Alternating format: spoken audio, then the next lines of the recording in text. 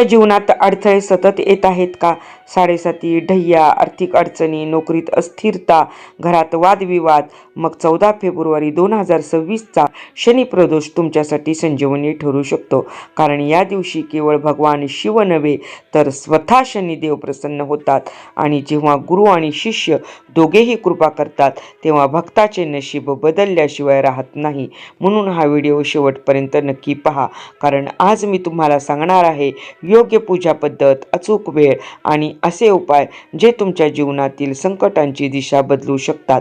शनी प्रदोष व्रताची तारीख आणि शुभ वेळ: फाल्गुन महिन्यातील कृष्ण पक्ष त्रयोदशी 14 फेब्रुवारी 2026 शनिवार.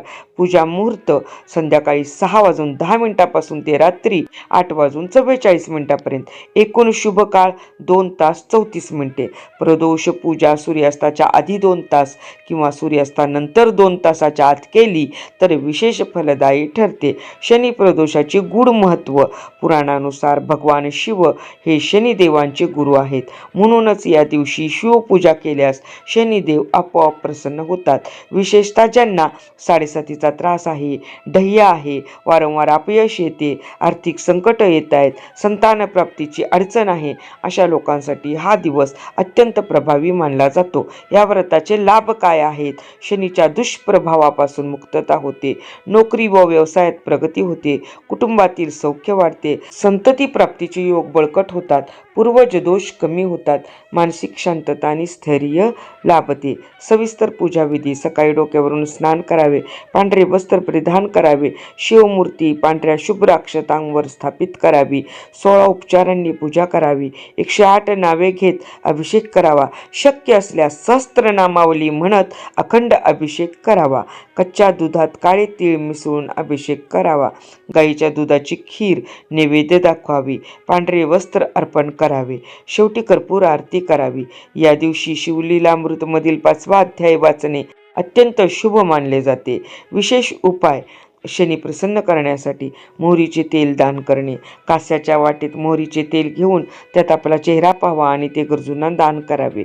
पिंपळ पूजन: संध्याकाळी पिंपळाच्या झाडाखाली मोहरीच्या तेलाचा दिवा लावावा. मंत्र जप: ओम शं शनेश्वराय नमः, ओम नमः शिवाय. मन पूर्ण शांत ठेवून हा जप करावा.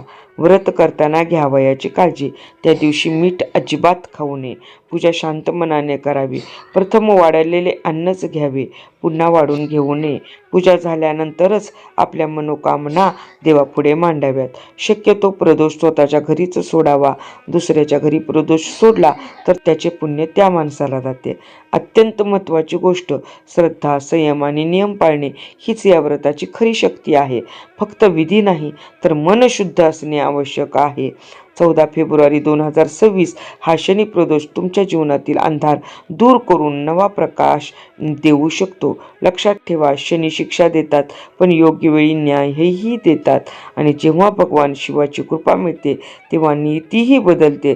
जर तुम्हाला ही माहिती उपयुक्त वाटली असेल तर हा व्हिडिओ नक्की शेअर करा. कमेंटमध्ये ओम नमः शिवाय लिहा आणि भगवान शंकराची कृपा तुमच्यावर सदैव राहील. आणि अशाच अचूक ज्योतिष मार्गदर्शनासाठी माझ्या व्यंकटेश ज्योतिष चॅनेलला नक्की सबस्क्राईब करा. हर हर महादेव.